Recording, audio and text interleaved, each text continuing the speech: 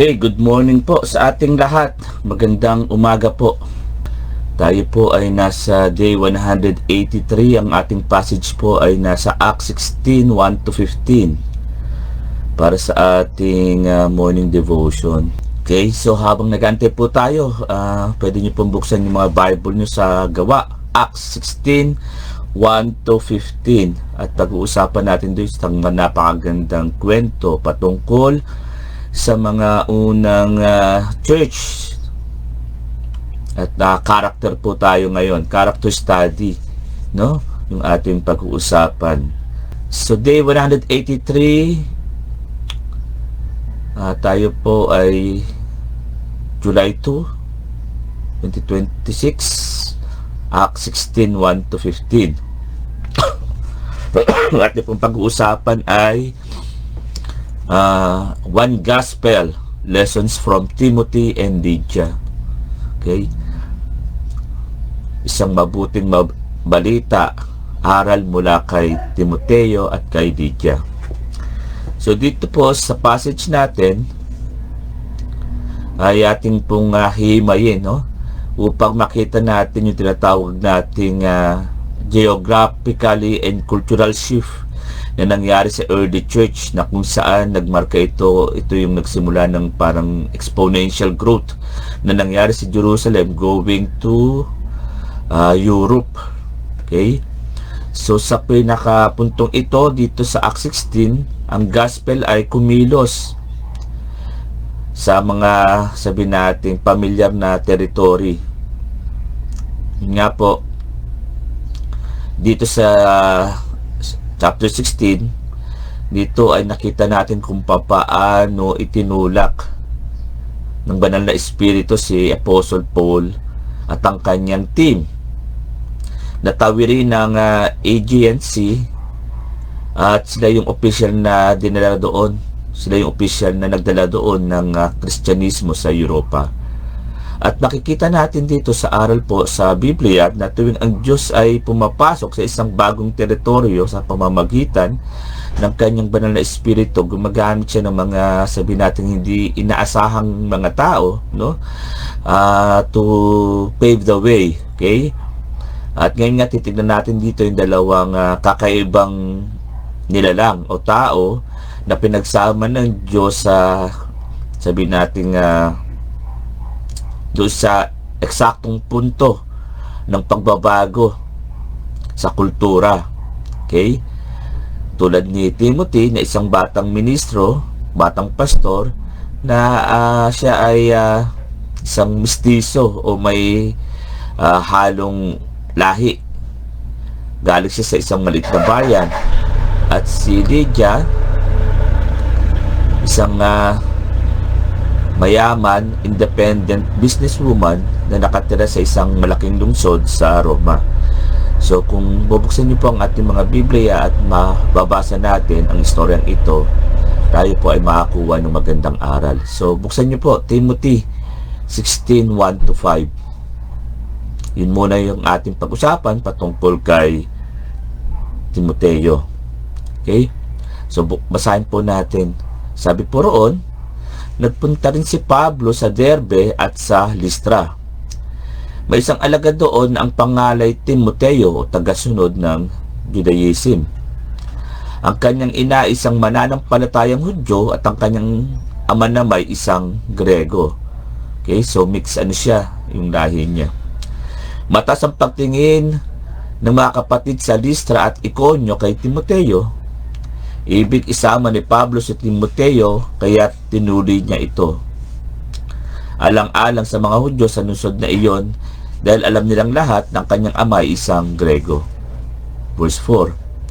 Sa bawat lungsod na kanilang dalawin, ipinaalam nila sa mga kapatid ang desisyon, ang pasya ng mga apostol at ng mga pinuno ng iglesia sa Jerusalem at inuutos na sundin iyon.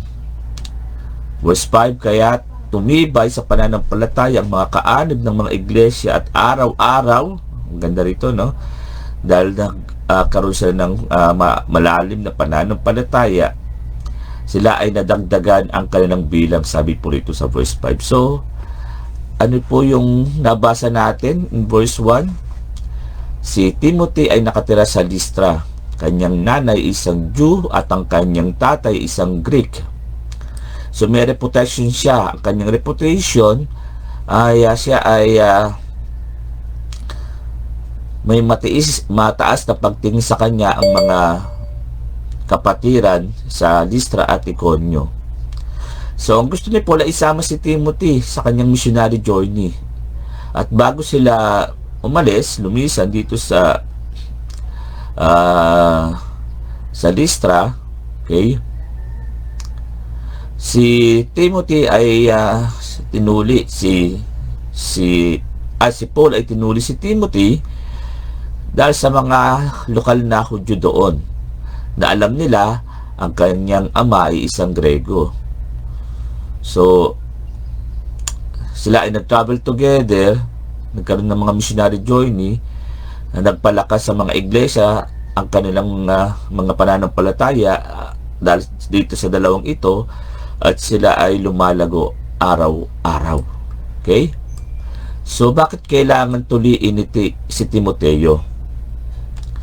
Dahil nga si Timoteo culturally Jewish siya sa pamamagitan ng kanyang ina, at legally uncircumcised siya dahil ang kanyang ama ay isang Grego. So kailangan siyang tuliin. Hindi ito ginawa ni Pablo para maligtas si Timoteo, kundi ginawa niya ito para sa kanyang ministeryo. Anong ibig pong sabihin?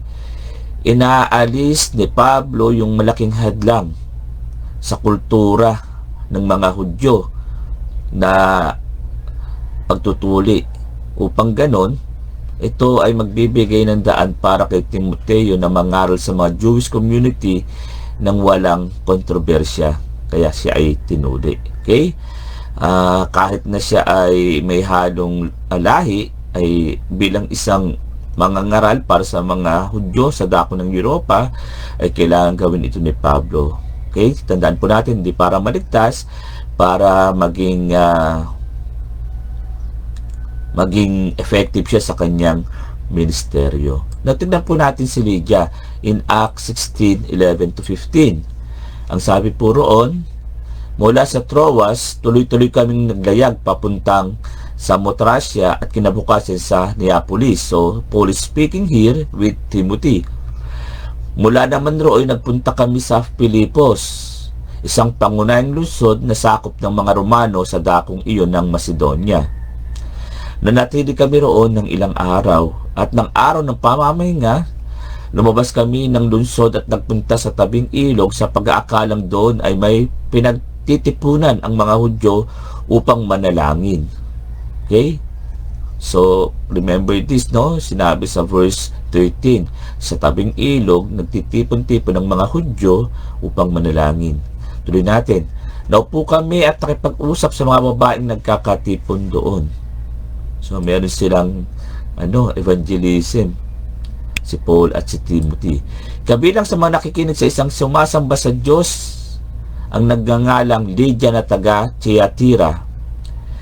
Siya isang negosyante na nagtitinda ng mamahaling telang kulay ube. Binuksan ng Panginoon kanyang isip upang pakinggan ang pinapangaral ni Pablo, kasi nga siya ay isang Gentile na nagkaroon ng pananampalataya sa ating Diyos sa pamamagitan ng Judaism. At verse 15, nagpabautismo siya, si Lydia at ang kanyang pauong pamilya.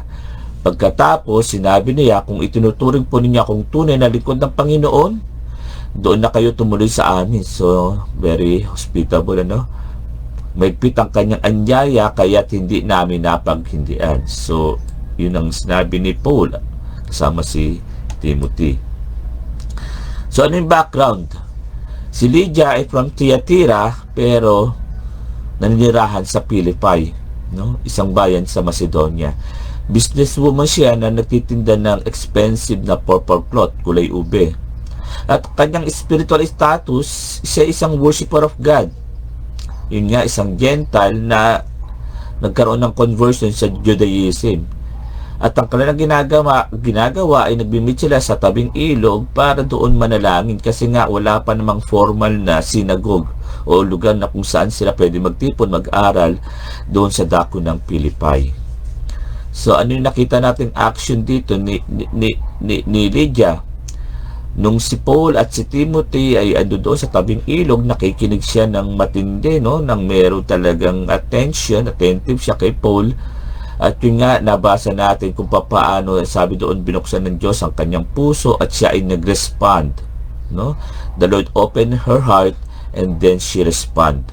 Outcome, ano nangyari?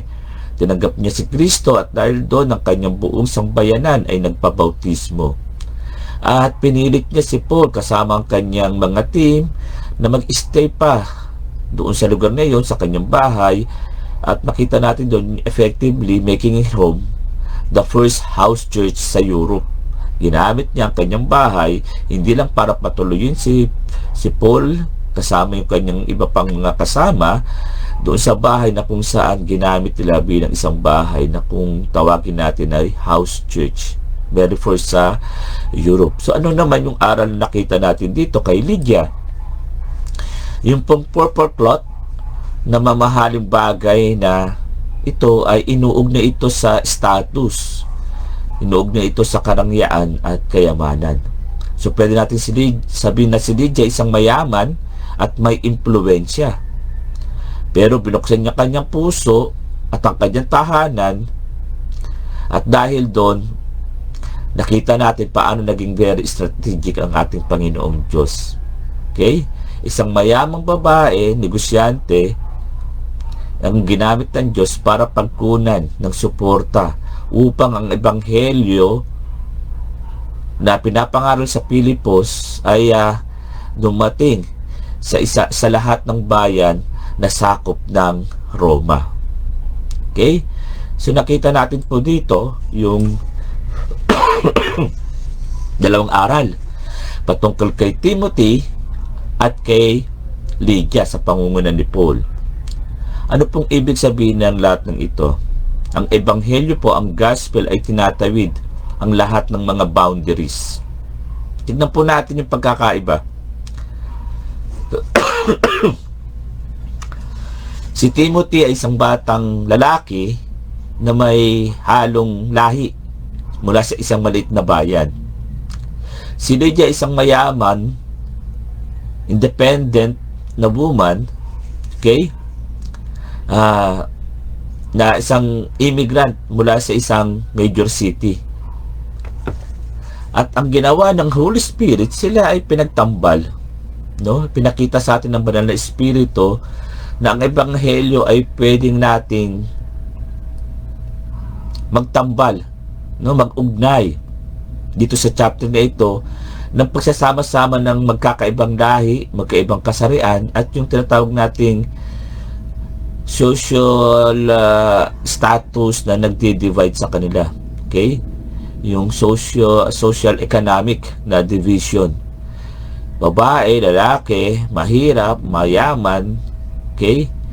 At nakita natin dito na hindi naging dahilan yun upang hindi sila gamitin ng banal na espiritu upang magsimula ang isang malaking gawain sa Europa. So, ano po yung pwede natin makuwang reflection dito? Makita natin dito sa aral natin na nakita kay Timothy, yung relational flexibility, yung kakayahan na magkaroon ng relasyon. Si Timothy ay nagpasakop, sumailalim sa isang masakit na physical na ritual. No, yung pagtutuli, ito ay ritual ng mga Hudyo para maging ikaw ay makilala talagang Hudyo. No, sumailalim siya roon, yung pagtutuli, hindi para maligtas, kundi makapaglingkod pa sa kanyang mga kapwa Hudyo. Kung titignan po natin ito sa ating mga buhay, ano yung mga karapatan, no, yung rights, yung comfort, yung kaginawaan, o yung ating mga cultural preferences na handa natin isakripisyo upang mapalapit tayo sa mga taong nais nating maabot para sa ating Panginoong Diyos. Na katulad ni Timothy, nandun niya naman kailangan magpatuloy dahil di naman siya purong Hudyo, pero nagpasakop siya rito kasi nakikita niya yung kanyang effectiveness ay magiging daan iyon, pagtutuli, para siya ipakinggan ng kanyang mga kababayang Hudyo. So, relational flexibility, yung kakayahan na magkaroon ng relasyon ay kayang magsakripisyo para sa iba. Pangalawa, kay Lydia naman, yung tinatawag nating open hearts, no? Open homes, yung bukas na puso, bukas na tahanan. Binuksan ng Diyos ang kanyang puso. Ang ginawa naman ni Lydia, binuksan ng kanyang tahanan kasi nakita niya ang tunay na aral ng kaligtasan. Ang kanyang pananampalataya ay naging anyo ng nag-translate sa hospitality at sinatawag natin resource sharing. Kung ano yung meron siya ay kanyang ipinabahagi para kay Paul, sa kanyang team, at dahil doon marami ang nahikayat. So balikan natin yung ating mga sarili. Kapag tayo po ba ay pinagpala ng Diyos ng mga yaman, influence, at tinatawag natin mga comfortable space, comfort zones, pwede ba nating tawagin itong ating mga private property o mga bagay, mga tool para suportahan yung community ng pananampalataya? When God blesses us with resources, influence, or a comfortable space, do we see it as our private property or as a tool to support the faith community? So, pag-isipan po natin yan, no? At pangatlo po, God uses diverse lineup. Gumagamit ng Diyos ng iba't ibang mga pagsasamahan. Katulad po dito sa Philippine Church, nag-start ito dahil may isang influential businesswoman, si Lydia. At ang katawag niya, yung tinatawag natin biracial o yung may halong lahi na ministro, na pastor na si Timothy. At dahil po doon, ang Diyos ay bumuo ng isang community na gamit using yung iba't ibang different types of people, social status, no? At different location na kung sila lumaki, na nakita natin na talagang pwedeng gamitin pag nagpabaya, nagpasalalim sa Panginoon. So, ang tanong po ay, sinasadya ba natin bumuo ng mga relasyon sa mga taong hindi natin katulad ng itsura natin, katulad ng pananalita natin, ng pananamit natin, no? O yung katulad ng sabihin nating mga habits. Tayo ba ay bumubuo kahit na kakaiba yung kanilang mga ginagawa sa atin? At paano natin may papakita doon sa mga maliliit na grupo na iyon o yung mga tao na iyon na ang pagkakaiba ay hindi dahilan para hindi tayo makarating doon sa tinatawag nating kaharian ng Diyos, no? Yung diversity. Ang diversity ba ay maaring dahilan para hindi natin ipaalam, ipakilala ang kaharian ng Diyos? Kaya po rito, sa ating passage nito, nakita natin, no, one gospel in a lessons from Timothy and Lydia na talaga pong napakalaga, especially now sa nangyayari sa ating bansa.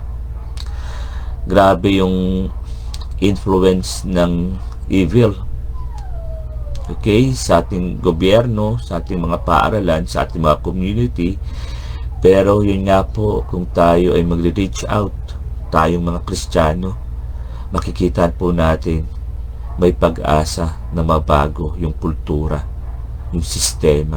At magyayari lang po yan kung lahat tayo ay magiging isang Timothy or Lydia na gagamitin natin kung ano man meron tayo para sa kaharian ng Diyos. Nawa ang panalangin ko, mga kapatid, na yun nga po, hindi lang tayo nakikinig, nag-uusap ngayong umaga, kundi ito ay isang patotoo para sa bawat isa sa atin, na pwede pala akong maging isang Timoteo, maging isang Lydia, upang matulungan ang ating Panginoon Diyos na baguhin ang mundong ito. na kahit na ako isang maliit lang na tao, maliit yung aking influence, no? Kahit na ako isang businessman, businesswoman, no? Ay gamitin ko kung ano may pag-aari ko para sa kaharian ng Diyos. So lahat po tayo ay opener ang Acts 16 po na ito, at maging aral ito sa bawat isa atin, especially now po sa nangyayari sa ating bansa.